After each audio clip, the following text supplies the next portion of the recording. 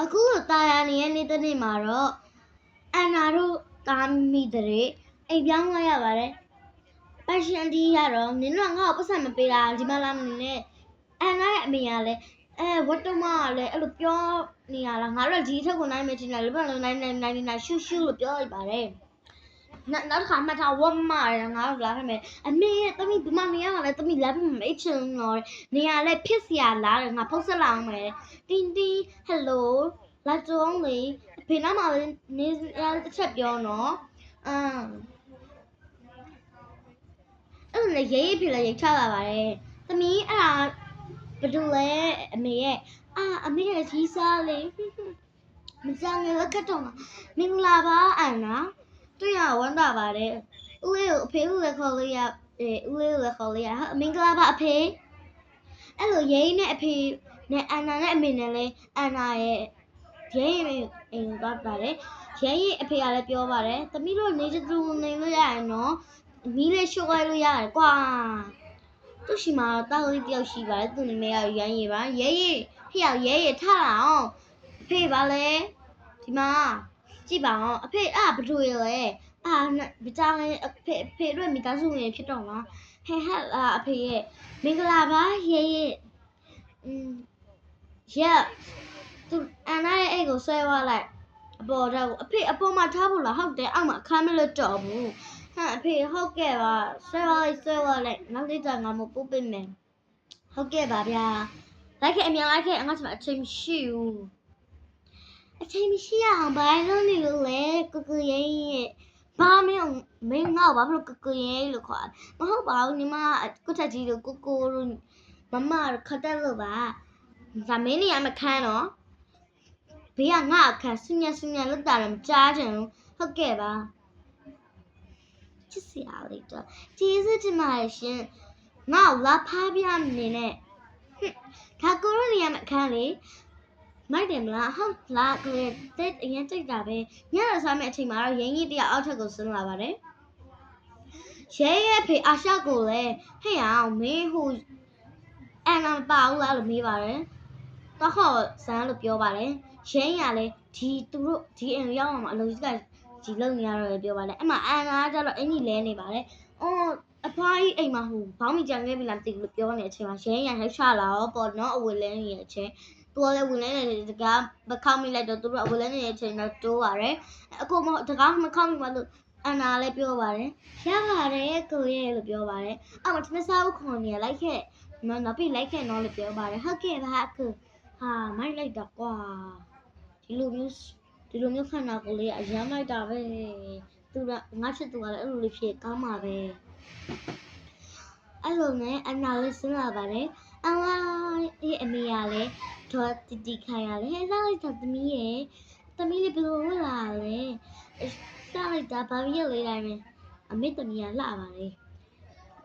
မင်းငါအမေလို့ခေါ်လိုက်ရလားဟုတ်တယ်လေသူ့ကိုသမီးစားနေကြပါလေမနာလေးရောက်ကောအမေတတဲ့တပါတဲ့အမေတို့အလုပ်သွားလောက်မယ်နော်ညနေမိုးချုံမယ်နော်ရင်းရင်သားတဲ့မင်းညီမ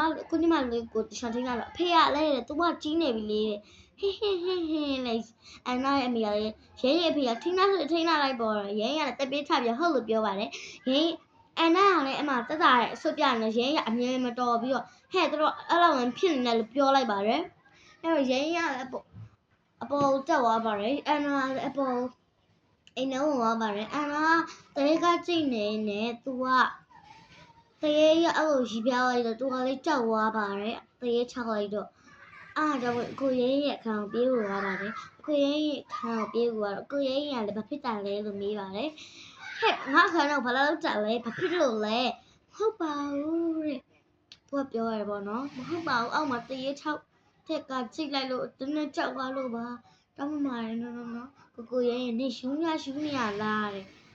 တောင်းမှရတယ်ဒီဘေးကမလုံးလေးရတော်လှတာပဲညီမအခန်းမှာလည်းအဲ့လိုစင်ကြလိုက်တာစင်မပါလားမင်းရစင်မရမယ်စင်မစရာလားမဟုတ်ပါဘူးကိုကလည်းစင်မပါပတ်စံပေးပါမယ်မင်းငါအခန်းကထွက်လိုက်နော်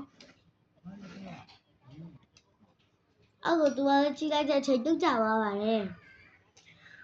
ရဲရလေဟဲ့ပြုတ်ကြသွားပြီငါဖေနဲ့ငါမင်းနဲ့ကွာရင်တော့တက်ကုန်တော့မှာပဲလို့ပြောနေတဲ့အချိန်မှာတော့အန်နာတယောက်တော့တတိလောသွားပါတယ်ဟဲ့အန်နာထောင်လေငါ့ကိုဟိုဖြစ်အောင်မလုပ်နဲ့အန်နာရေးလို့ပြောပါတယ်အဲ့မှာအန်နာရဲ့အဖေအန်နာရဲ့အမေရဲ့ရဲရဲ့အဖေရဲ့ကလည်းရောက်နေပါတယ်ဟဲ့အောင်မင်းတခြားမကြည့်ဘူးလားငါပြောထားတာကိုတဆေးအောင်သွားမယ်ဆေးအောင်သွားမယ်ဆိုရင်ဆေးအောင်ထောက်သွားကြပါတယ်အဲ့တော့အန်နာလည်းဆေးအောင်မှာစောင့်နေတဲ့အချိန်မှာတတိပြန်မလဲလာသေးပါဘူးသူရဲအဖေကလည်းအန်နာအမေကိုပြောပါတယ်ဟဲ့စိုးမြင်တယ်လို့ပြောပါရဲကလည်းဘေးနားမှာထိုင်လိုက်ပါတယ်အဖေနဲ့အမေသမီးရမထသေးဘူးလေအားကြောင့်မို့သားပဲစောင့်နေလိုက်မရလားအေးခဏလေးနော်ရဲရလည်းစောင့်နေလိုက်ပါတယ်အန်နာတယောက်လည်းသူ့ခန်းထဲအလှလေးဆင်မျိုးလိုက်ပါတယ်အဲ့မှာသူစိတ်ကဆင်းလာလှလှလေးဖြစ်နေမှကြောက်လို့ပေါ့နော်မိုက်လိုက်ကြရဲ့အန်နာလေးထွက်ပေါ့နော်သူလုတ်ပေးလာအန်နာလေးကသူပြန်ဇဲရောက်ကိုသတိလဲနေပါပြီအဲ့တော့ရဲရတော်တော်ပျော်သွားရှာပါတယ်အန်နာလည်းအခုရဲကြီးလာပြီလားဟုတ်တယ်အန်နာရဲ့အခုလာပြီဟိကိုအခုရဲကြီးနဲ့ညီမသတိလဲကအကိုကြောင့်မဟုတ်ပါဘူးနော်တောင်းမမာတယ်တဲ့ဖေနဲ့မေသူ့ကြောင့်မဟုတ်ပါဘူးတဲ့အဲ့ဒါနဲ့သူတို့တမိသားစုလည်းဆေးရုံဆင်းပြီးအိမ်ပြန်ရောက်သွားကြပါတယ်ရဲရဲ့ဖေကအခုတည်းပွားနေတော့မင်းဘာဖြစ်လို့ညီမလေးကိုခရီးမစိုက်ကြလဲမဟုတ်ပါဘူးဖေသူကသားခန်းနဲ့ပြေးတရေထောက်တယ်လို့ပြောလာလို့ပါအဲ့ဒါနဲ့